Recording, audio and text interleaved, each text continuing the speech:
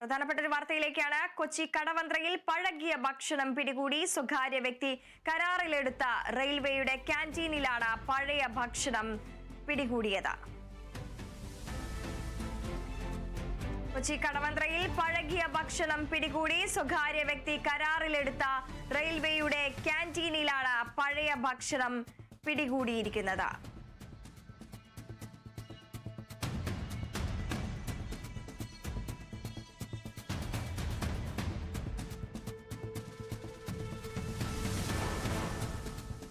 ട്രെയിനിൽ വിതരണം ചെയ്യാനുള്ള ഭക്ഷണമടക്കമാണ് നിലവിൽ പിടികൂടിയിരിക്കുന്നത്. സ്വകാര്യ വ്യക്തി കരാറിൽ എടുത്തതാണ് ഈ ക്യാന്റീൻ. ഇവിടെ നിന്നും കടവന്ത്രയിൽ നിന്നാണ് പഴകിയ ഭക്ഷണം പിടികൂടിയിരിക്കുന്നത്.